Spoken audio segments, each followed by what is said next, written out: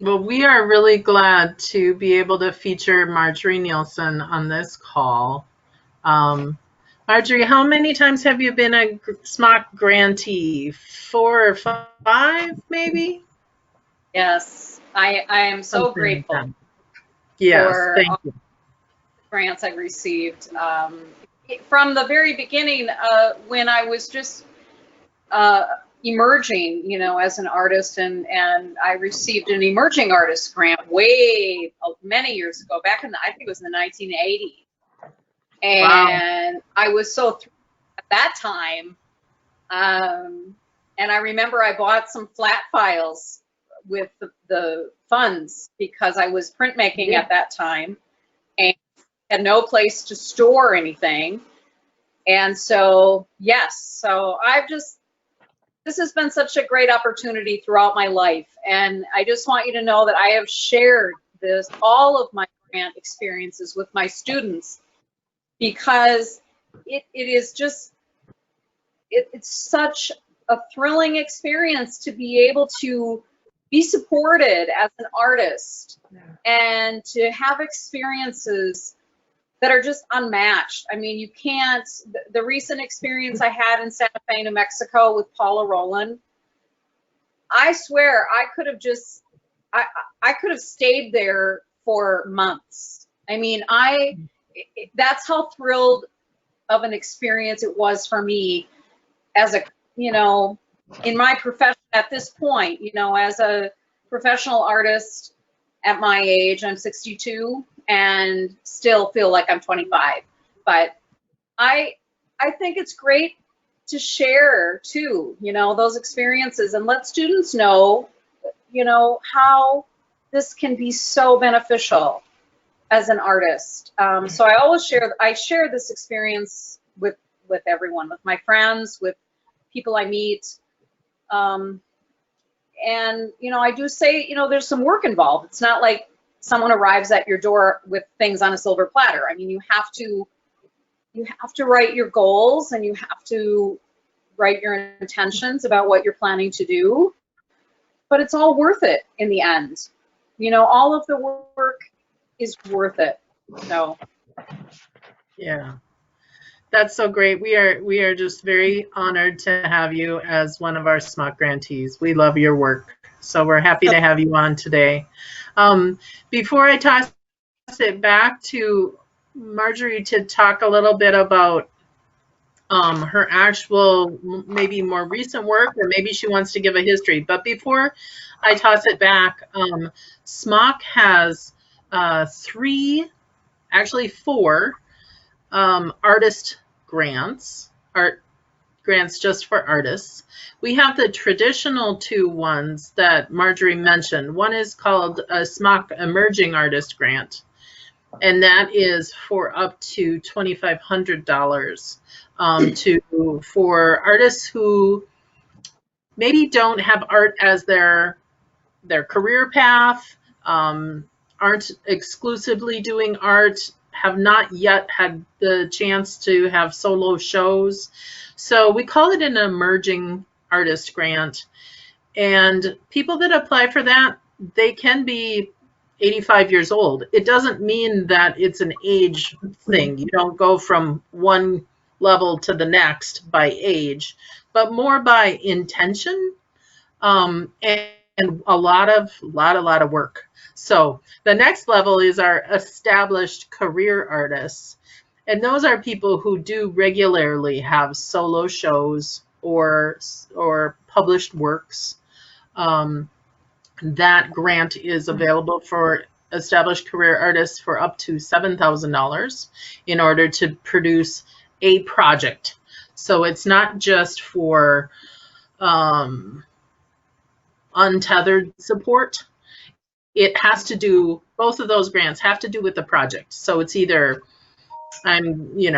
in writing, I need marketing assistance, or I need an illustrator to finish this book, or I need an editor to dig deep and do all the edits for my work. For a visual artist, they might have a series in mind, or they might want to dabble and start a whole new medium, or explore something new or deeper, or yeah, the types of projects really range, but it does have to have like a beginning and an end. For a visual artist, we usually recommend that you're like, how many pieces do you want to do approximately, so that you can figure out what your supply costs are and then pay yourself, so you know about how much time that's going to take and all those good things. So those are 2 of our 4 grants. The artist collaboration grant is, oh, and Carolyn or Crystal, would you please remind me, are we running that at this point right now? We're on hold with that one, I believe. Yep, we're going to have that one available in round 2 of applications in January. In January. So Yep. Artist collaboration is when an artist determines that they want to work with a community to not only produce work for themselves, but work that will stay and live in the community that's created for and by the community. So that one is available for up to $10,000. Obviously, there's probably more supplies that would go into something like that. And the 4th individual artist grant program is brand new, and it's called the Artist Equity Grant Program.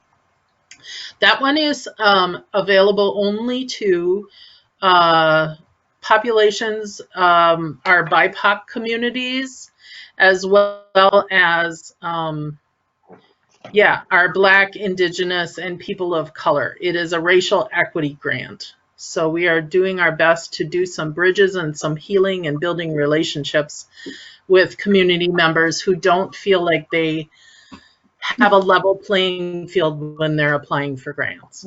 So that one is available for up to $4,000. And that's kind of right in the middle of emerging and established career. So that is where we're at for individual artist grants, and all of our grant dates and application deadlines are available on our website.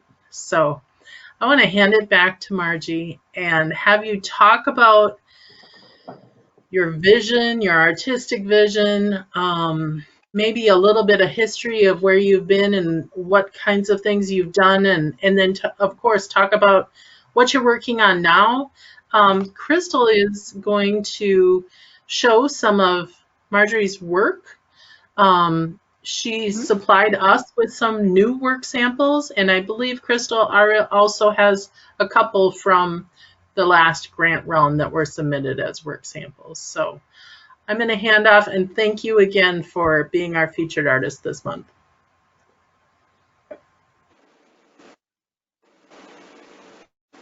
So I think it would be helpful if I could, if you could show those slides, and I could base my talk on, on the visuals there. That would really be helpful, I think. Can we do that?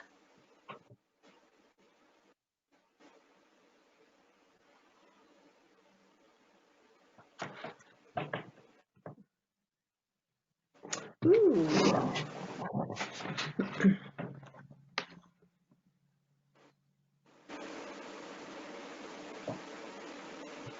So can we see the slide now? They're the first one? Yes, I can Okay. see the one with me sitting on the chair and also the one next to it. So how many slides do you have? I think it's around, slides? well, let me see here. I have a slideshow that just plays through, and I think that's like 6 or 7. But then this one has a few more because I put,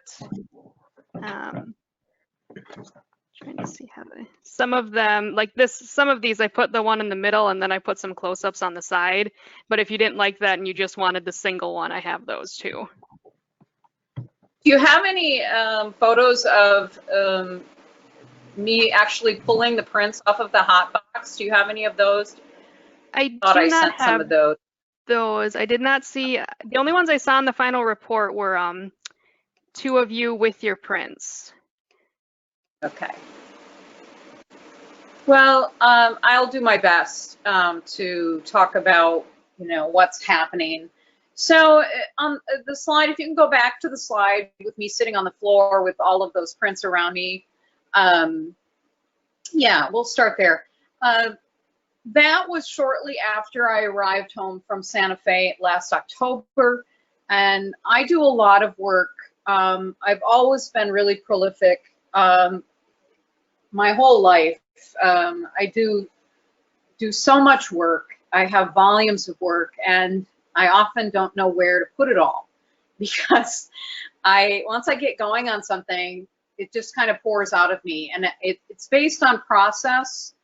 I don't generally work from a plan or from inspiration. Not that I'm not inspired by, colors in my world around me. I live by the river and I swim the river every day in the summer. So I'm definitely inspired by the colors of the water and things that I see, but I don't try and replicate those things in my work. I mean, I might replicate them in color or in texture, but I don't try and make a print of a tree or, if that makes sense. So I've always been very intrigued with process and just letting whatever medium I'm working in, if it's oil paint, if it's wax, whatever that may be, I let that guide me. I let that process, I let things just happen, and then I make artistic decisions based on composition and color and texture. I'm very interested in unity and oneness, and I always strive to have my pieces come together as one thing. Specifically the workshop I took, the class I took in Santa Fe, the instructor, her name is Paula Rowland, and I really encourage you to go to her website and look at some of her work and her classes and things. She has an MFA in painting from New Orleans University, but for the last 20-some years, she has been a master printer in encaustic printing. And what that means is, printing with wax and color. And she actually developed what's called a hot box, which is basically a wooden box that's filled with 100-watt bulbs and an aluminum plate on the surface, which gets heated, of course. And so her class was teaching, there were 4 of us in the class, and we learned how to pull prints from this plate that was heated. And so we were using colored waxes and pulling prints using Japanese paper.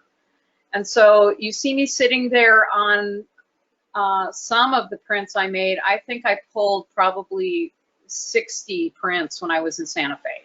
Not all of them were successful, of course, but I had a lot of work and I had to ship it all home, which was interesting. The print on the right-hand side that you see is a very recent piece. With the grant funds, I was able to purchase 2 hot boxes, which measure about 16 by 22. So you double that. So I have double hot box. So I have just been thrilled to be able to pull these prints at my studio. I have a studio in Atwater, and this is one of my new prints from about a week or 2 ago. And it is done by melting wax and oil paint on the surface of the heated plate, and then I lay a piece of Japanese paper on the surface and pull the paper, remove the paper. It's very easy to remove it because it's all, melted. So I have just been in joy over the summer since I've been able to pull all these prints at my studio. You can maybe go to the next slide.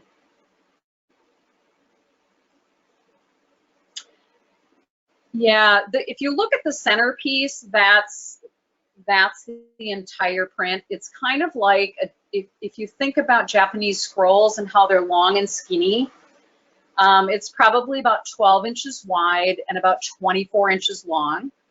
And the the pieces you see on either side are details of that print. So the center image is actually the, the full print. And actually those are 2 pieces of paper. So it's called a diptych. 2 pieces working as one. So that's a new piece too. That's one that I've done within the last couple of weeks.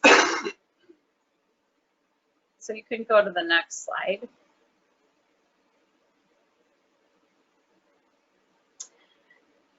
Yeah, this is kind of distracting because it looks like one big piece. So if you can just close off those 2 sides, if you look at the center image, that's the entire print. It's again, it's a diptych. It's 2 pieces put together as one.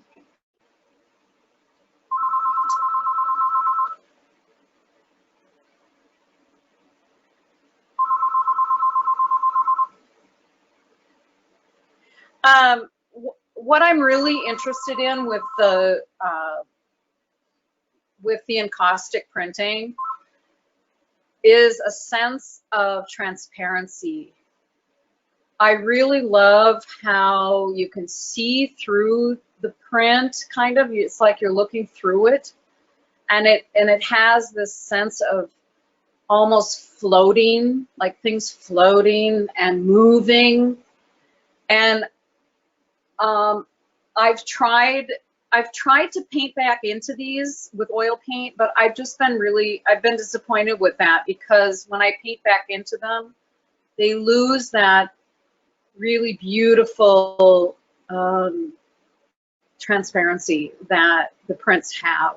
And they might look as if they're really easy to do. They're not. They're really difficult to pull.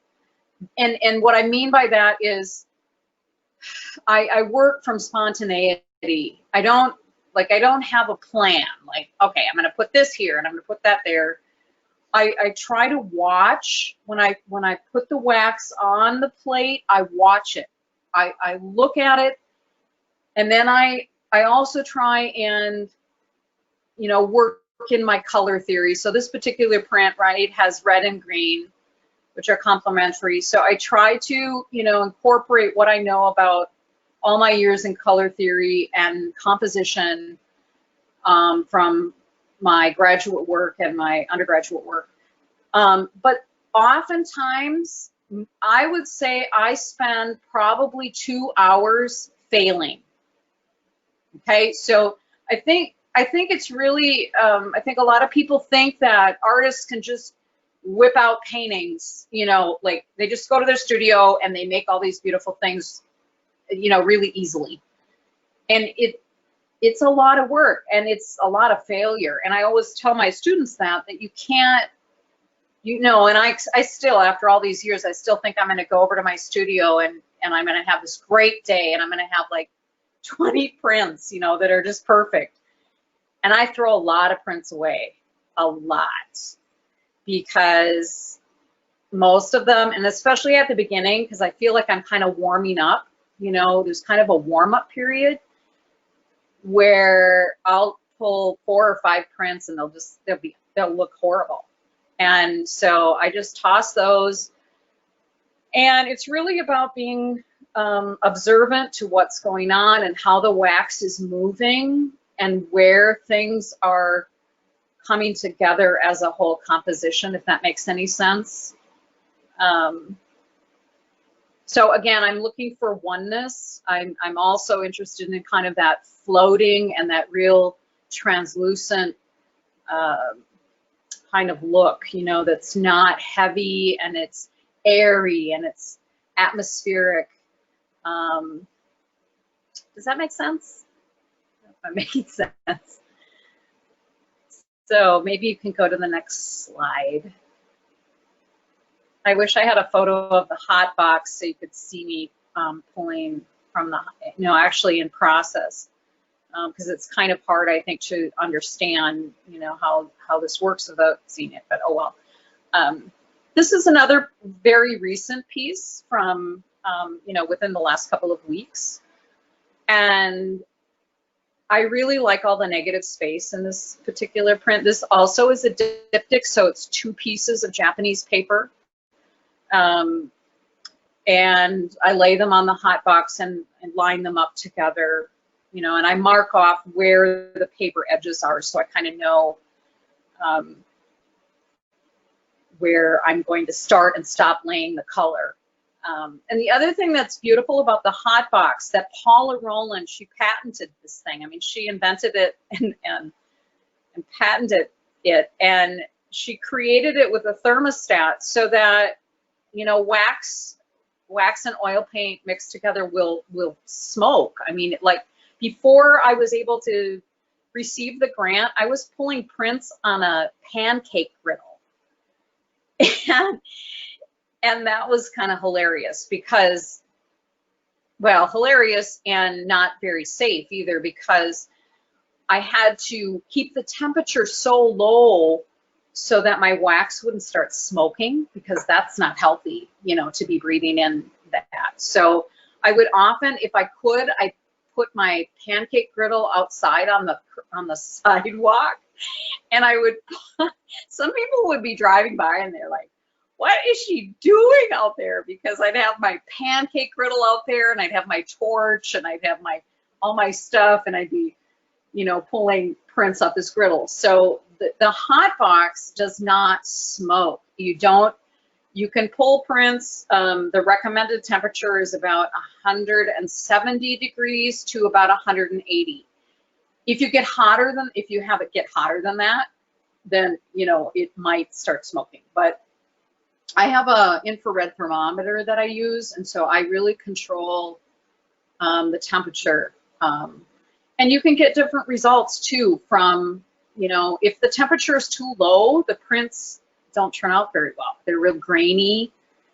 So it's really, I'm still trying to figure things out. I mean, I haven't mastered it yet. I'm still exploring and trying to figure things out, and that's what's fun. You know, that's why I'll never stop making art ever, because I just love to be exploring and figuring out new things and never knowing, well, I shouldn't say never knowing. I do come to a conclusion. I mean, like with this print, you know, it's done. It's a nice print. But I'm still trying to explore new techniques and different ways of pulling the prints, I guess I should say. So, do you have questions? I'm just rambling along here. Who has a question for me? You know, Marjorie, I am a little bit interested in, I'm assuming you have to clean off the plate between every print, right? Well, yes. You know, yes and no. You can, you know, you can work back in after you've pulled the print. There's some residual wax that's still on the plate, right? Mm-hmm. And Paula Rowland always said, you know, you can certainly rework that if you want. So I do some of that, and I also reprint some of the, you know, some of the prints that are failures. Sometimes I'll go back in and I'll print them again to see if I can maybe pull them around, but I haven't had real good luck with that either, because sometimes they just get too heavy, and yeah, so I think it's, but yes, you know, at the end of the day when I'm cleaning up, I use rags and I you know, wipe down, you know, clean off the entire plate. But it's really exciting, and the class was just amazing. And I was with, I was actually with 3 other women who had studied with Paula Rowland for 7 and 8 years at a time. So they were my mentors, really. And it took me towards, it was a week-long class, and it really took me until Thursday or Friday of the class to start being able to figure out what I was doing. So, you know, it's that old thing, it's not as easy as it looks. You know, sometimes abstract art looks like, oh, I can do that. You know, and my students always say that, oh, I can do that. You know, and then they start in and they're like, oh, I'm lost. How do I bring this to finish? You know, and my big thing was, or the thing that I struggled with, is I wanted to use too much wax. And so I'd have wax oozing off the side of the hot box, you know, and Paula Rowland would come over and she's like, Margie, not so much wax. You know, so I really appreciated her because she was able to gently, you know, just come over and kind of say, that's too much. And then she did some really lovely demonstrations too, where she would show how just the most subtle textures can appear without using, you know, so much of the wax, the colored wax. So, but I was the new child, or the new kid on the block in the class, because the other students had been studying with her for a long time. And I know this one woman would come over and she'd just kind of go, you're still using too much wax. So I have a question, Margie. Are you thinking in a mirror form? So when you put your paper on the plate and it comes off, it's really a mirror of what you've made? Yeah. So you've always kind of got to be thinking in reverse. Yeah. Yes. Oh. Yeah, and I really still believe, at least at this point in my work, that the most beautiful prints come from not trying too hard and not forcing. Because I've tried to force, like I did some drawings, you know, like I would actually draw like a shape, and I pulled them off the plate and I just started laughing, you know, because that's not what I'm trying to do, is, you know, replicate a shape or replicate, you know, I really enjoy when the wax just does what it's going to do. That makes any sense?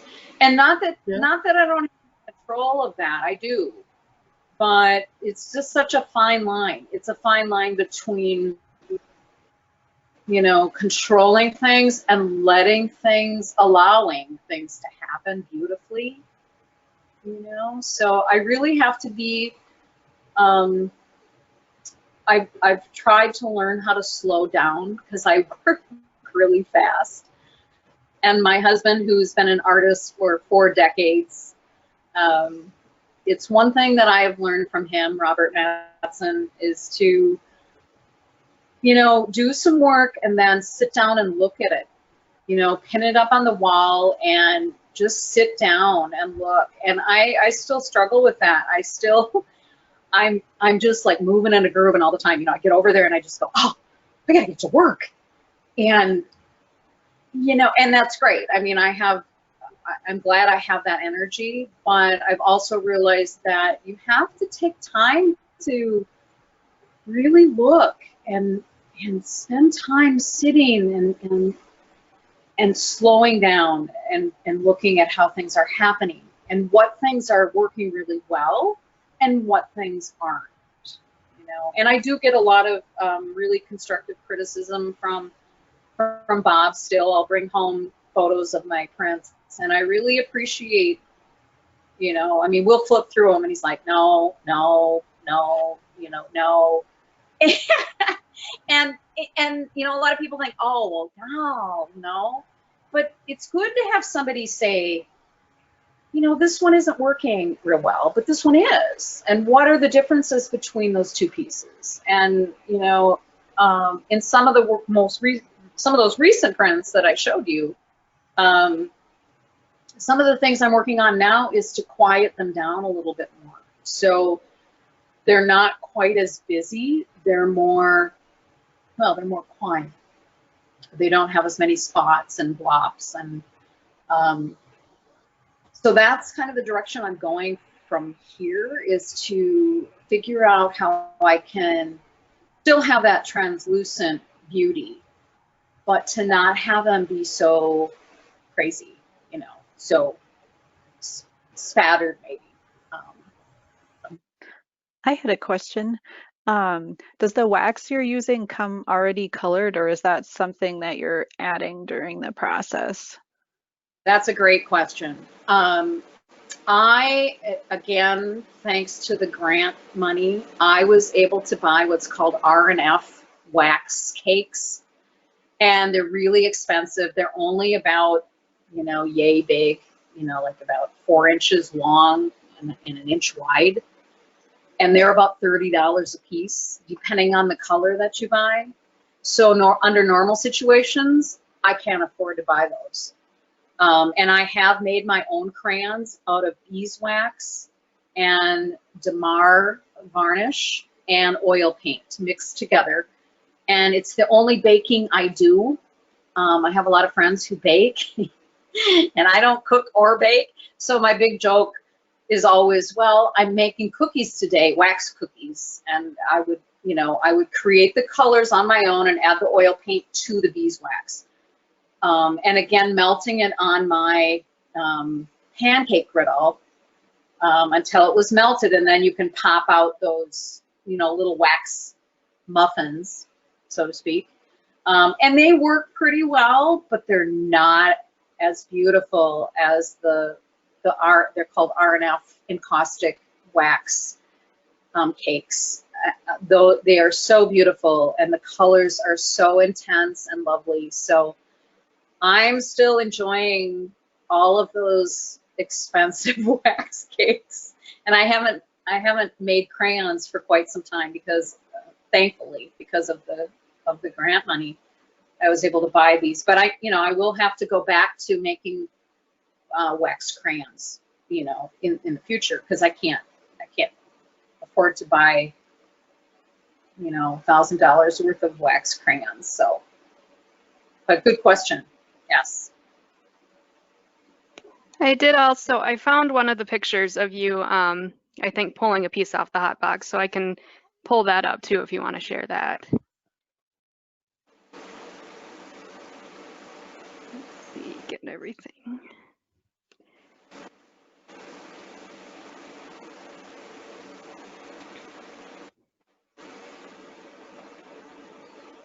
Yeah.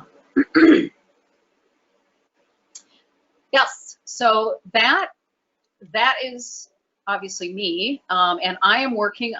This was taken in Paula Rowland's studio outside of Santa Fe, New Mexico, and that is what she calls her grand hot box. This thing is huge. I bet it's like 6 feet long and about 5 feet wide, and we had to sign up to use it, and I chose a few hours one day, and that print is about 5 feet by 6 feet, so it's huge.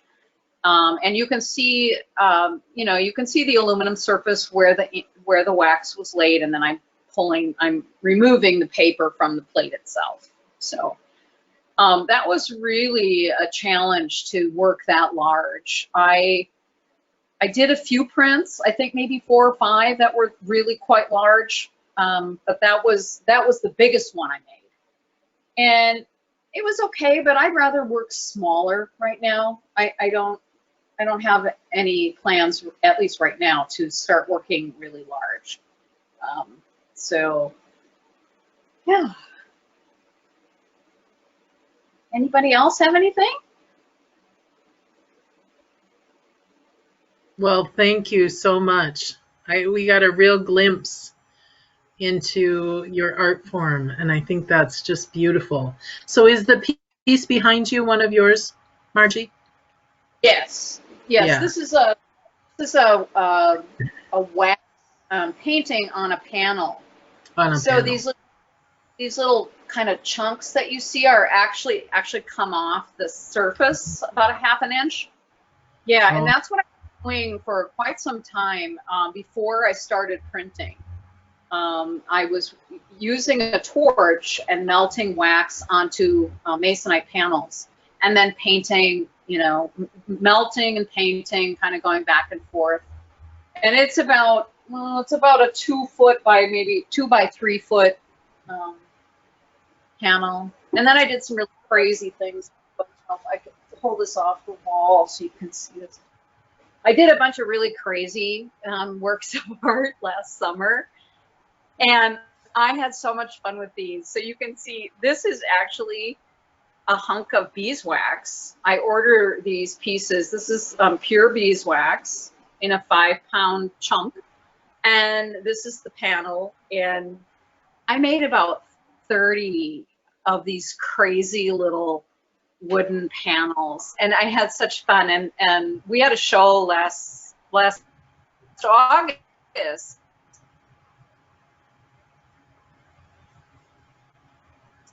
was Bob and myself and Carrie Weber from New London and from New York City. We had a group show over there. But this is one of my goofy pieces. These are little plastic cats that I used my torch to melt the wax and just stuck them in there.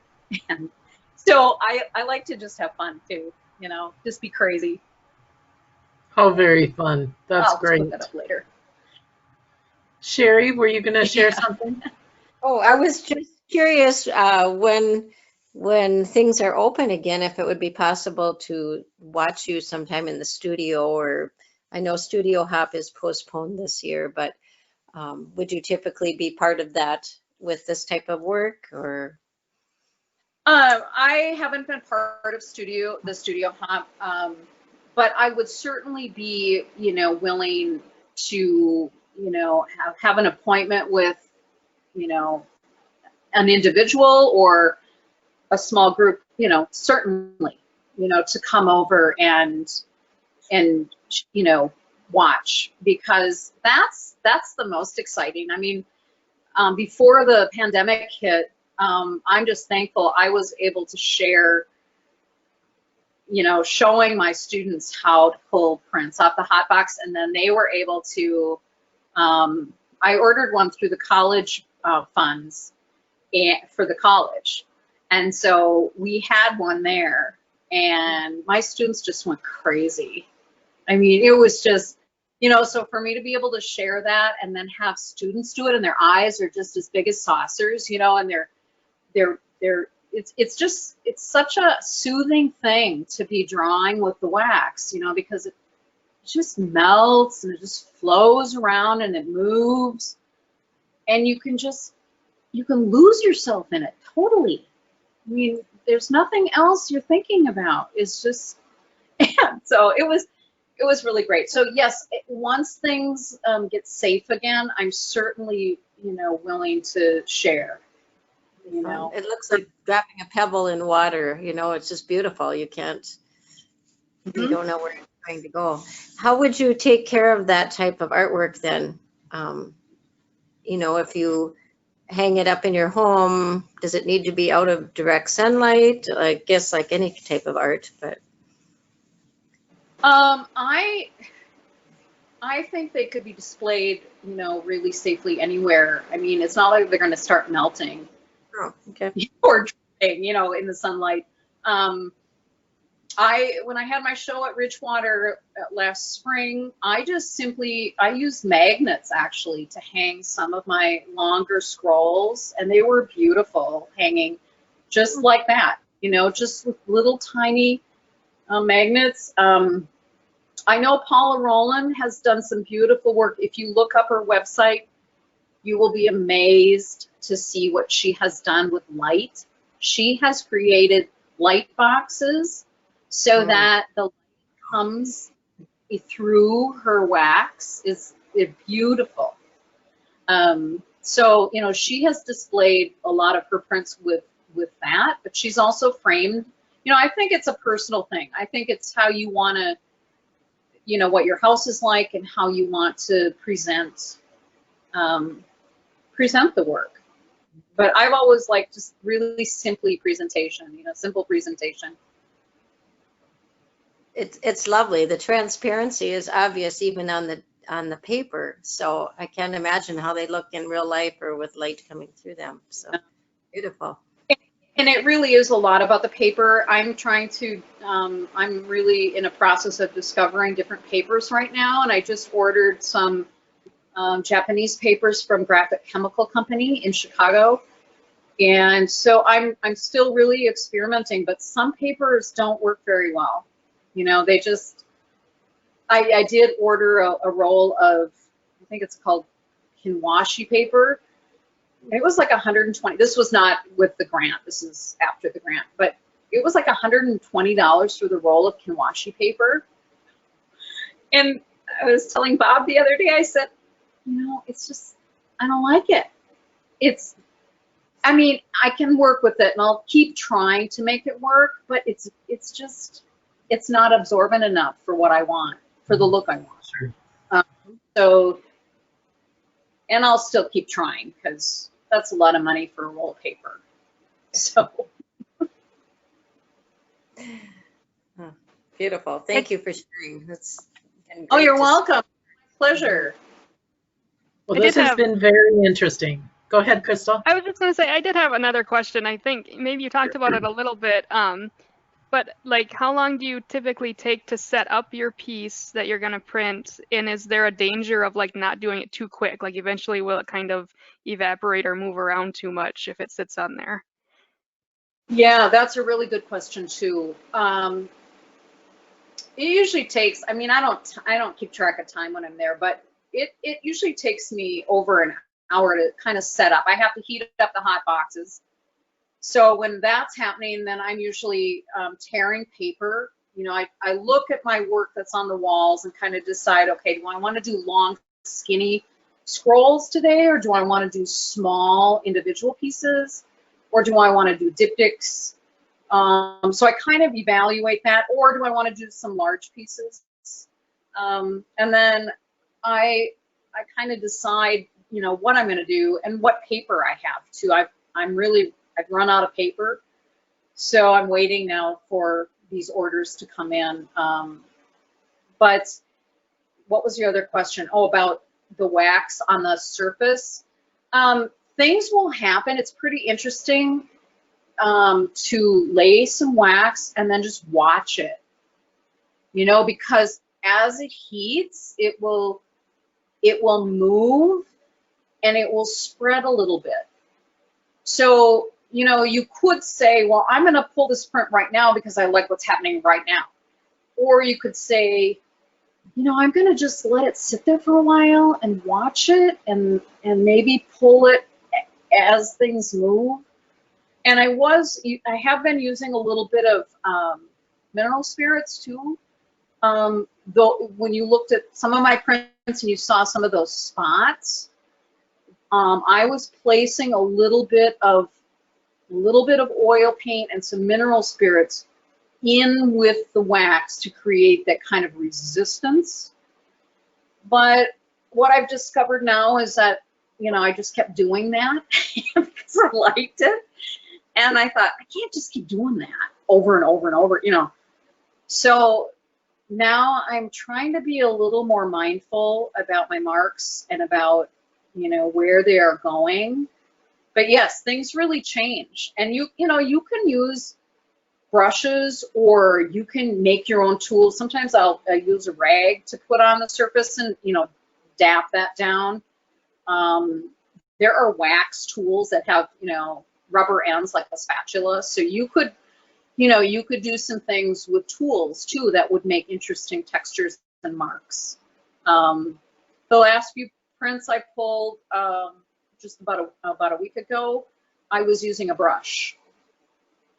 But then, when you have wax on a brush and you set it down, it gets hard, like a rock, it's like a club.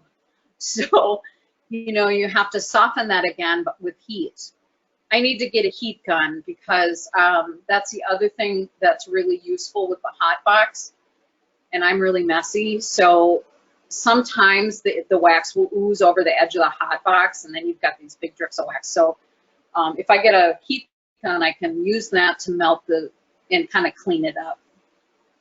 I know when I left Santa Fe, Paula Rowland was kind of laughing because my first 4 days of printing, I was using way too much wax. And so my hot box that I was assigned to in Santa Fe was horribly messy. So the last day, I spent about an hour cleaning up her hot box, and she was walking by me kind of smiling like, too much wax.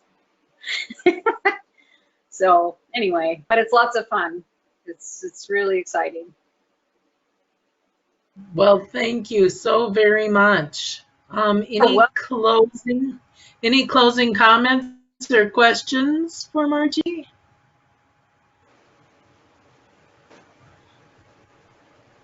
Or anything else, Margie, that you wanted to share? no, thanks for listening. Ramble. Appreciate it. It was It's fun. great. It's fun to talk about my work. I miss teaching so much. I just, with the pandemic and teaching online, it's not the same. I really miss it. Yeah. Yeah. 'Cause that's Well, we one all of, want, yeah, one of my loves is to be with students and to share and to talk with them and to just be able to, I mean, with the hot box, I think I mentioned a few minutes ago about how they were so filled with joy to be doing that. I mean, their faces just lit up. And that's so nice to see that happen, to be able to share that. yeah. Well, thank you. We all want to gather again, and we all want to be able to visit and see your work. And are you showing? Do you have regular shows that you show at, or are you pretty private about your work? Well, I love to have shows. No, it's just, it's not happening because of Yeah, right, right. so, hopefully, things will, as we move forward, I'm just hoping things will improve and, I can have, maybe a little show over at my studio once things are safe. Yeah. Well, Because I and love to. if you can open again, we have that exhibit space too. We'd love to see more of your work. So Where is that, Sherry? at the Brand Theater in the up in the mezzanine or in the event center, we hope to have art in there. So Yeah. So we'll all hope for that, right? Yep, Thanks a lot. hopefully soon. Thank you so much. Thank you all for joining us. great to see you. We will gather again the third Thursday of September. I don't even know what date that is, but we'll post it on Facebook and post it on our website and share it out with you all. So thank you all for joining us. Thank you so much, Marjorie.